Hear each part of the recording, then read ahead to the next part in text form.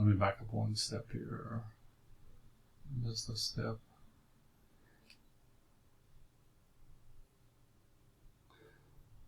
Okay, A7 through A8 down to here.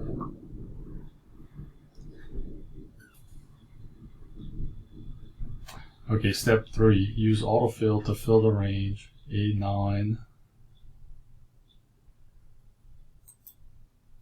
through A11, H11, I'm sorry, with the formatting from the range A7 through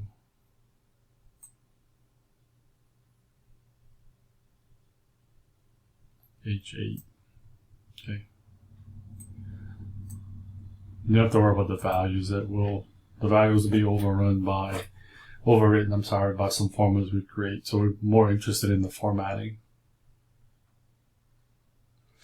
Step 4, in cell B8, right here, B8, create a formula without using a function that multiplies the value in cell B7 by the value in cell B6 and then adds the value in B7. In this formula, use a mixed reference. Remember, using the F4 key. Use a mixed reference for cell B6, including an absolute reference to row 6. Copy the formula from cell B8 to the range B9 through B11, and then copy the formula from the range B8 through B11 to the range C8 through H11. So a lot of stuff to unpack here, right? So, all right. So B8. Let's first of all make sure we're in the right cell. B8. We want to create a formula without using a function. So let's just type in equals. Let's go with open parentheses because I know we're gonna have to add something and then maybe multiply it, right? So we want to multiply the value in B7 by the value in B6. So okay, equals the value B7, we want to multiply it by the value in B6. And then we need to add back the value that's in B7. So I'm going to close the parentheses, plus, and select B7, right? So we want to add back that value. Okay, so this is our formula. It also says in the formula, use a mixed reference for cell B6 by including an absolute reference to row 6. Okay, so B6. Place your cursor, you can highlight B6, whatever you want to do. Make sure you have that selected. Okay, then you should have your F4 key. Remember, this is how you set an absolute cell reference. This is a mixed cell reference. And in the instructions, they want us to have an absolute reference to row 6, which we have a $sign before row 6. So this is absolute to the row 6. But I'll show you, if you keep pressing F4, it moves the reference to the column, and then it takes it away. So right here is absolute.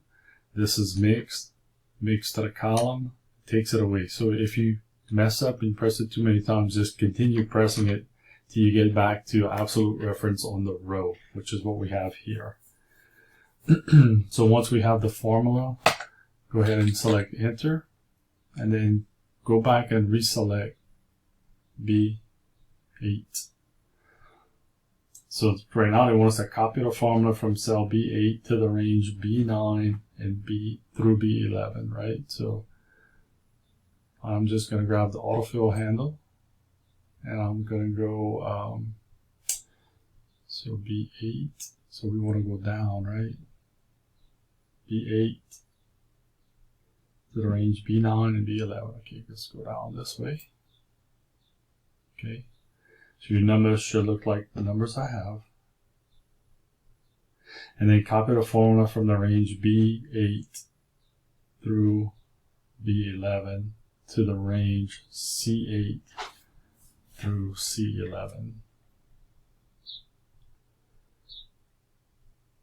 H11, I'm sorry, C8 through H11. So the remainder of this range, they want us to copy this formula. So just grab your autofill handle at the bottom and go all the way across.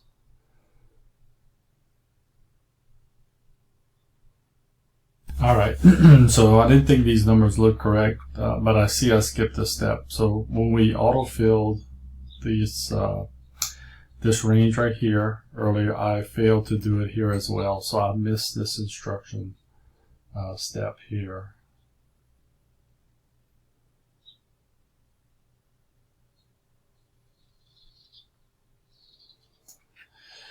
Right, so the very first step, step 1, the second part is use the values in the range B6 and C6 to extend the incremented percentages to the range D6 through H6. So right here, selecting B6 and C6, extending out here, and you can see it adjusts the numbers here because the formulas exist already. So your numbers should look similar to what I have here on the grid. Okay, step 5, switch to the cost estimates worksheet. I'm going to increase the zoom on this a little. Okay, in cell A9, let's go over here, A9, create a formula using the average function that calculates the average of the values in the range A5 through A7. Okay, let's go ahead and do that. So make sure you're in A9. I'm going to go to the formulas worksheet tab, and we want to look for average, right? You just want to make sure you have A5 through A7 selected, and select enter.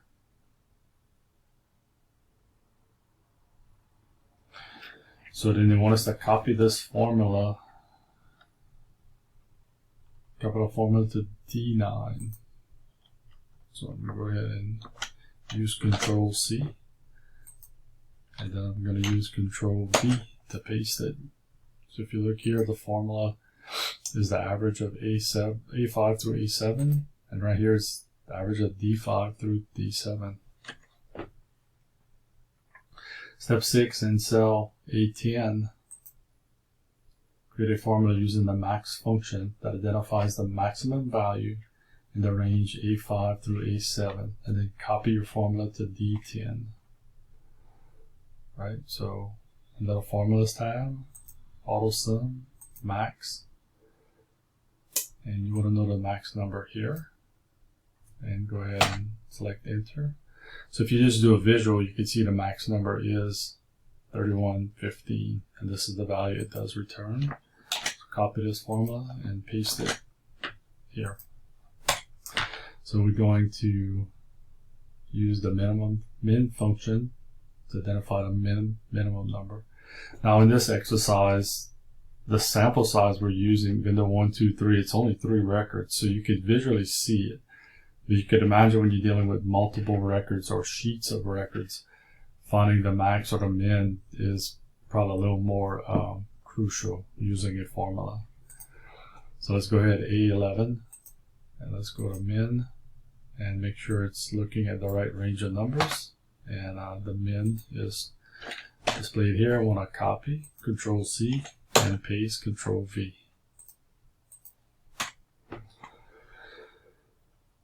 Okay, step 8. In cell B13, create a formula using the vlookup function that looks up the value from cell A11. So that's what we're going to be looking for, whatever values in A11. We want to find it in the range A5 through B7.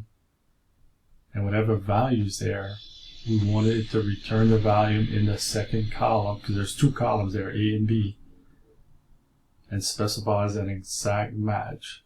And then we need to copy it to E13. So I'll step you through this.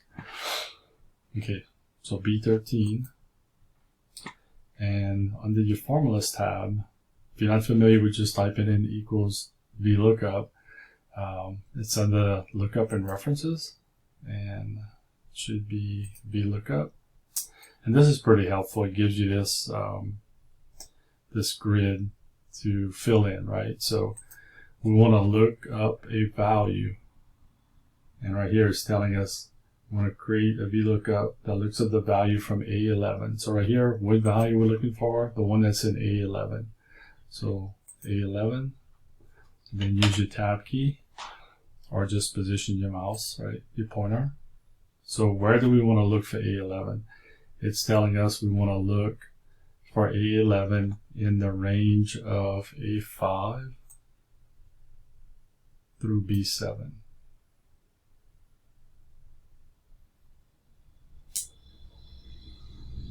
Okay, and then when we find the value, so when we find 2680 right here, we want it to return vendor 1, which is in the second column in this range.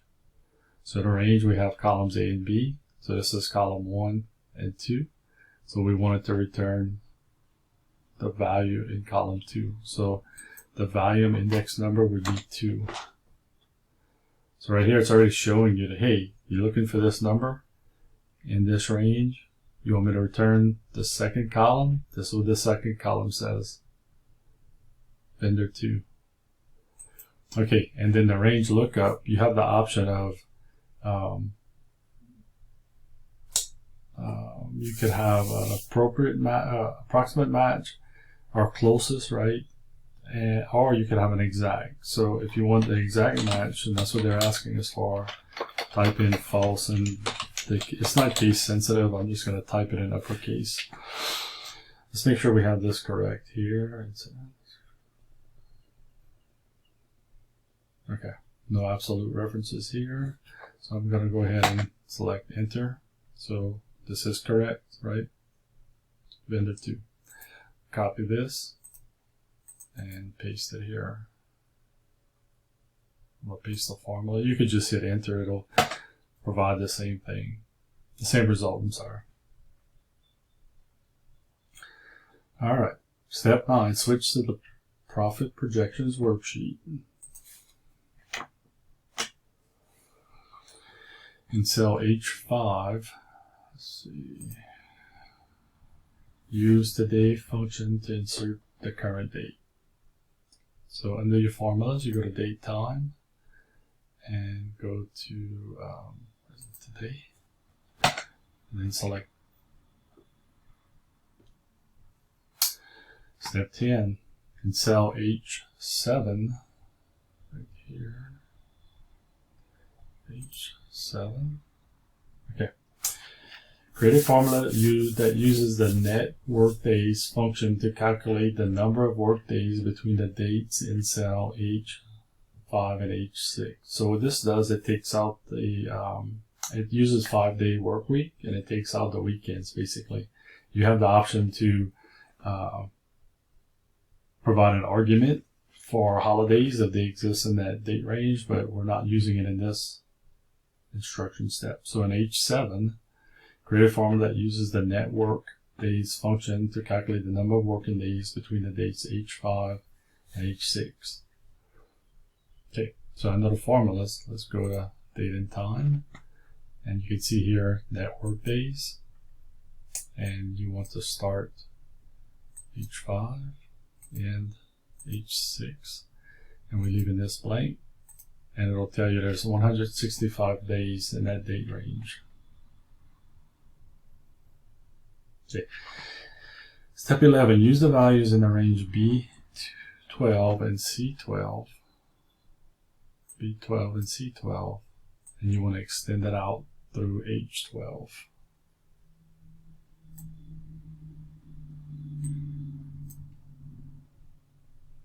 Step 12, use the values in the range A13 and A14 to extend the list of years to the range of A15 through A17.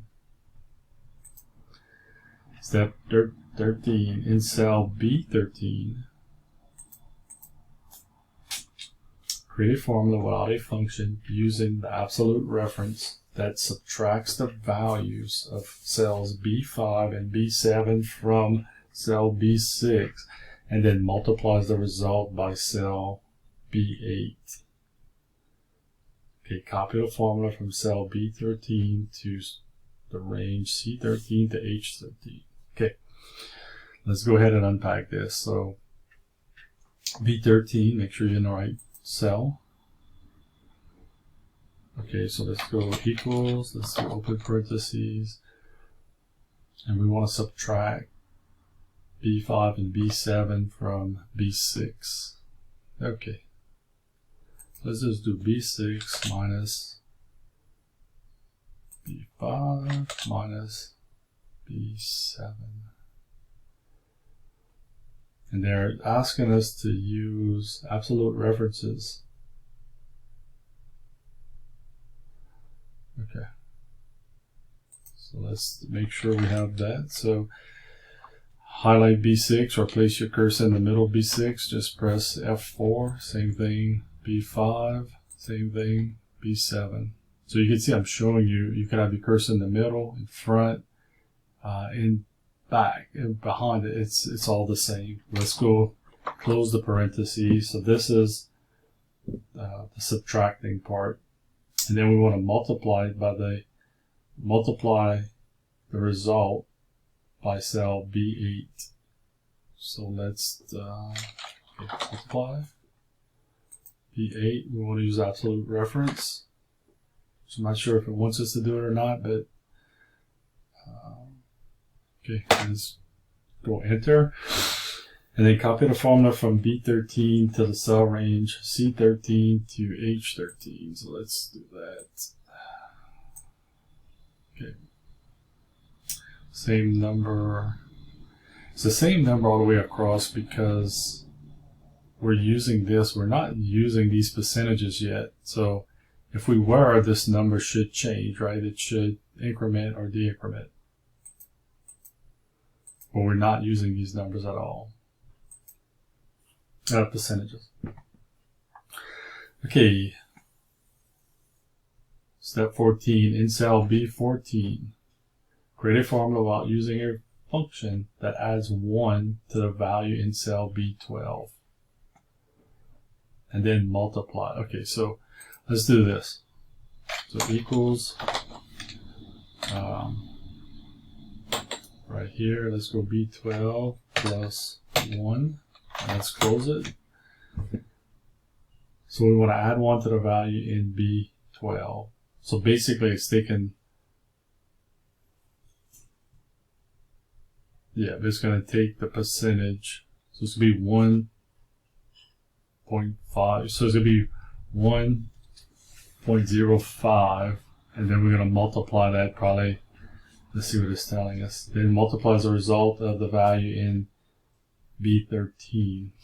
Right, so we're going to multiply that by B13. So if you don't add the 1, you're just taking a percentage, 5% of this number. By adding the 1, you're taking the number plus 5%. So it's going to be the number, you're adding 5% to it. So it's doing it all in one step. Let's see, the number to value, then multiply it. Use a mixed reference for cell B12 by including a absolute reference to row 12. Okay, so B12, want to make sure we got absolute cell reference just in front of 12. Now look, if your F4 key is not working, you could always put the dollar signs in place. The Excel doesn't care. It's just how can you have it, put it in place. Okay, so now that we have that absolute reference or mixed reference in here, let's go ahead and hit enter. Oops.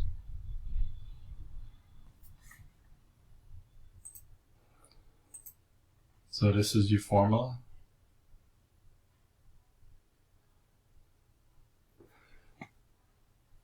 Okay, so now they want us to copy the formula from cell B14 to the range of B15 through B17, so downwards.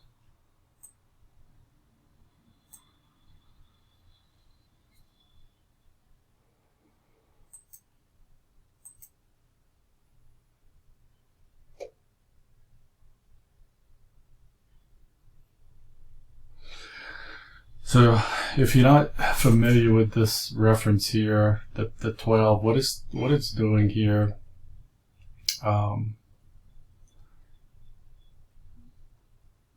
so being we don't have a reference, absolute reference in front of the column B, when we copy this formula over, it's going to look at the value right here. So it's going to go from 5 to 10 to 15 to 20. But at no point when you copy it down another step will it move off of row 12. So row 12 will always be the plus 2 will be added to 1, or 1 will be added to row 12.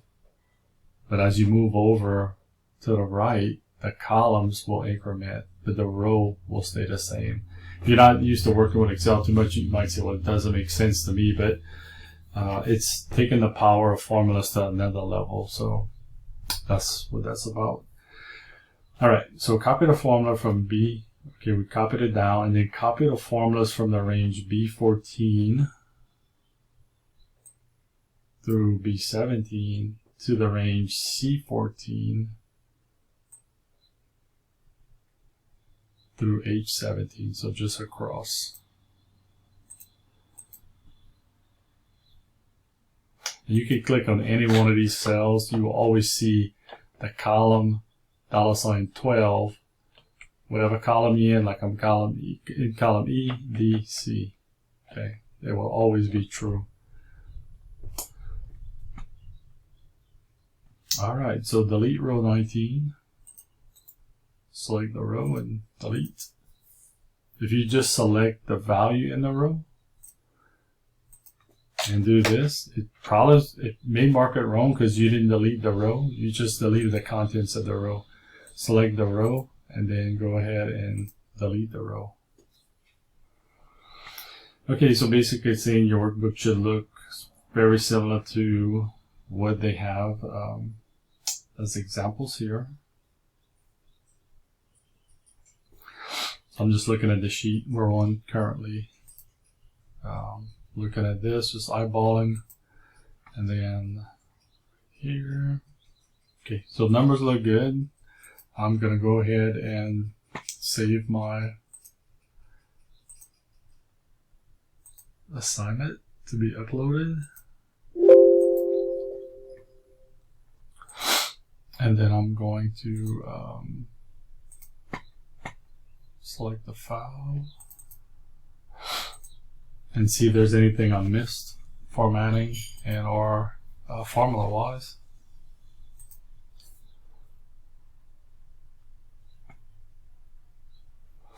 All right, hope this helps. If your score is less than 100, just look over the video again. Could be you missed a step. I'm sure it's just an oversight. Hope this was helpful for you.